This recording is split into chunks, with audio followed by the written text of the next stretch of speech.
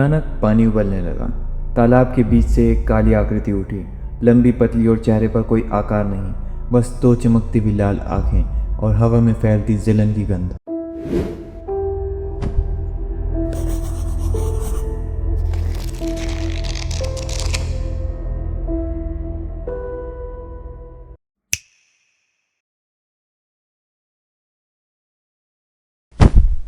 अब तक आपने देखा, युग को आत्मा मिल गई थी। उसने अपनी शक्तियों से प्रहारी को मार दिया था और आत्मदृष्टि और आत्म कवच पा लिया था और वह अपने गांव में सभी से अलविदा लेने पहुंचा था। अब आगे। रात बीत चुकी थी, सूरज उगने ही वाला था जब युग ने आर्या को आखिरी बार देखा। वो पहाड़ी की ढलान पर खड़ी थी, हवा में उसके बाल उड़ रहे थे और चेहरा उतना ही शांत जितना सवेरा। अब हमारे रास्ते अलग हैं, आर्या ने कहा। मुझे उत्तर दिशा जाना है, वहाँ जहाँ अगला संकेत है। तुम्हें यहाँ रुकना होगा, अपनी ऊर्जा को संभालना, उसे दिशा देना सीखना। अगर तुम उसे बांध नहीं पाए तो वह तुम्हें बांध लेगी। युग ने सिर झुकाकर कहा। अगर मुझे कुछ समझना है तो। आर्य ने मुस्कुराते हुए उसके सीने पर हाथ रखा। तुम्हें मेरी ज़रूरत नहीं पड़ेगी, क्योंकि मेरा एक हिस्सा तुम्हारे अंदर रहेगा। जब भी तुम ध्यान करोगे मैं सुन पाऊंगी। फिर वो चली गई, जंगल की धुन में धीरे धीरे ओझल होते हुए।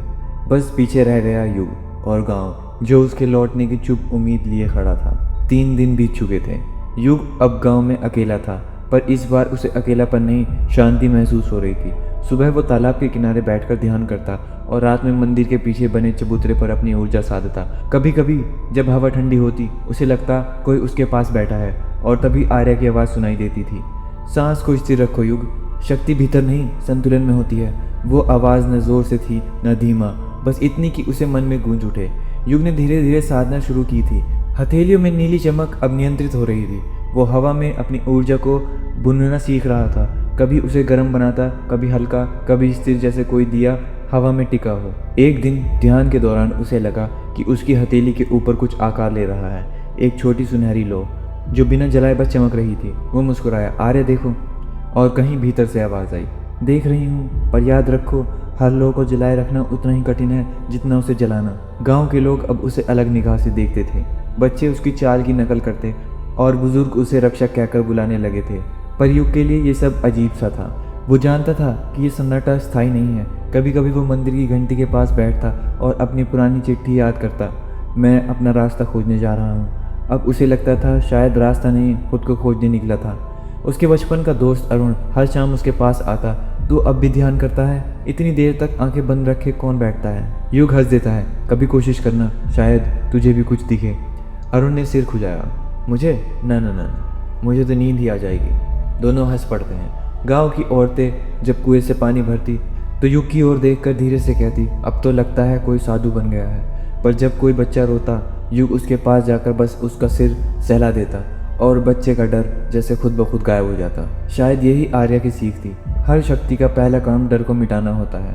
एक रात जब पूरा गांव सो रहा था, युग ने आंखें बंद की और फिर वही आवाज़ आई, समय आ रहा है युग, जो तुमने साधा है उसे अब आजमाना होगा। उसने धीरे से कहा, आर्या क्या कुछ बुरा आने वाला है? आवाज़ ने उत्तर दिया, हर शांत सन्नाटा एक तूफान के आने का संकेत होता है।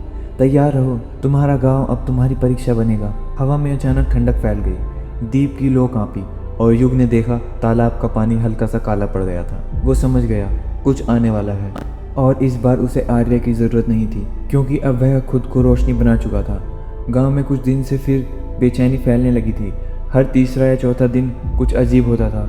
कभी किसी के घर का दिया बुझ जाता, कभी किसी बच्चे की आंखें सूनी हो जाती, तो कभी किसी की माँ बेहोश हो जाती जैसे जान ही सूख गई हो।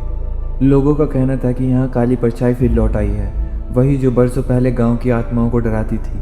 कभी वो किसी की आत्मा ऊर्जा चुरा लेती, तो कभी किसी के शरीर को कुछ पल के लिए जकड़ लेती। हर बार उसका निशाना अलग होता, पर डर एक जैसा फैलता था। अब लोग रात में बाहर निकलने से डरते थे, दीपक जलाने की हिम्मत कोई नहीं करता था। गांव का तालाब, जो जगह पहले शांत हुआ करती थी, अब सन्नाटे और डर ने उसको अपने अंदर डुबा लिया था। युग सब देख रहा था। वो समझ चुका था कि ये कोई सामान्य भूत नहीं है, बल्कि ऊर्जा की भूखी आत्मा है, जो जीने वालों की ताकत खींचकर खुद को जिंदा रखती है। वो मंदिर के पीछे बैठकर ध्यान में डूब गया। धीरे धीरे उसे अपने भीतर से एक आवाज़ सुनाई दी। वो आर्या थी। आर्या अब दूर थी, पर उसकी चेतना अब भी युग के साथ थी। युग, उसकी आवाज़ आई, तुम अब अकेले नहीं हो, तुम्हारी शक्ति तुम्हारे भीतर है। यह आत्मा हर बार डर से पनपती है। अगर तुम डर को शांति में बदल दोगे तो वह खुद ब खुद कमज़ोर पड़ जाएगी। युग ने गहरी सांस ली। काली परछाई अगर ऊर्जा चुराती है तो मैं उसे लौटाऊंगा, लेकिन उसकी भूख नहीं बढ़ने दूंगा। रात आई, हवा बिल्कुल ठंडी थी और आसमान पर आधा चांद अंधेरे में फंसा लग रहा था। युग गांव के किनारे उस पुराने तालाब की तरफ बढ़ा जहां लोग कहते थे कि वो आती है। पानी स्थिर था, पर उसमें से उठती ठंडी भाप मानो ज़मीन को छूती हुई काली लहर बना जाती थी। युग ने अपनी आंखें बंद की। आसमान की ओर देखते हुए उसने कहा, अगर तू शांति नहीं समझती तो मैं तुझे याद दिलाऊंगा कि रोशनी कैसी लगती। अचानक पानी उबलने लगा। तालाब के बीच से एक काली आकृति उठी, लंबी पतली और चेहरे पर कोई आकार नहीं, बस दो चमकती हुई लाल आंखें और हवा में फैलती जलन की गंध। वो फुफकार कर बोली, मेरे पास आया है। युग ने कदम आगे बढ़ाए। तुझे खाना खाना है तो ले ये खा। तू दूसरों की ताकत चुराती है ना, पर आज तू मुझे नहीं अपने अंधेरे से लड़ेगी। वो हंसी, एक ठंडी थरथराती हंसी। उसने हवा से एक धुंध की लहर निकाली जो युग की ओर झपटी। युग ने दोनों हाथ फैलाए। उसके चारों ओर सुनहरी आभा बन गई, पहले हल्की फिर तेज। पर काली परछाई की ताकत बहुत भारी थी। ढाल पर दरारें पड़ने लगी, हवा भारी हो गई। युग ने मन में आर्या को पुकारा, आर्या मुझे बताओ कैसे। आर्या की आवाज़ गूंजी, लड़ो नहीं युग, उसे डर नहीं, उसकी भूख का जवाब दो। वो खाली है, उसे पहचान दो। युग ने गहरी सांस ली। उसने अपनी हथेली जोड़कर दिल पर रखी। वहाँ जहाँ जीव शिखा का अंश सोया था वो गर्मी फैलने लगी और उसके आसपास की हवा सुनहरी हो गई। उसने कहा, तू अंधेरा नहीं, भूख है, और भूख को डर नहीं, प्यार चाहिए। उसके शब्दों के साथ सुनहरी रोशनी तालाब के पानी में उतरने लगी। वो फैलती गई धीरे धीरे। काली आकृति चीखने लगी। उसकी आंखों से लाल आग की जगह अब धुंध निकलने लगी। वहीं गांव की ओर जिन लोगों की आत्माएं कमज़ोर थी उनकी आंखों में अब हल्की हल्की नीली चमक लौटने लगी थी। बच्चे फिर हंसने लगे और पशु खड़े होकर अपने खूंटों से बाहर आए। काली परछाई कमज़ोर होती गई। धीरे धीरे वो सिकुड़कर तालाब की गहराई में एक बिंदु सी बन गई। पानी फिर शांत हो गया, जैसे कुछ हुआ ही ना हो। युग थककर वहीं ज़मीन पर बैठ गया। उसकी सांसें भारी थी, पर चेहरे पर एक शांति थी।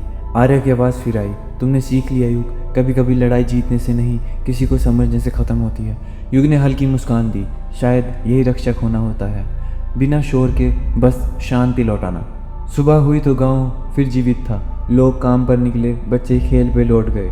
तालाब के किनारे अब हल्की सुनहरी चमक थी, मानो किसी ने वहाँ दिया जला दिया हो। अरुण ने युग से कहा, अब तो तू गांव का पहरेदार बन गया है। युग ने सिर हिलाया और मुस्कुराया, नहीं, बस इतना समझ ले, अंधेरा मिटाने के लिए तलवार नहीं, रोशनी चाहिए। तो क्या होगा आगे? क्या युग यही गांव का रह जाएगा, या गांव का रक्षक बन जाएगा, या अपने सफ़र को वापस वैसे ही चालू करेगा? जानने के लिए सुनते रहिए ये कहानी युग एक रक्षक, only on my YouTube channel.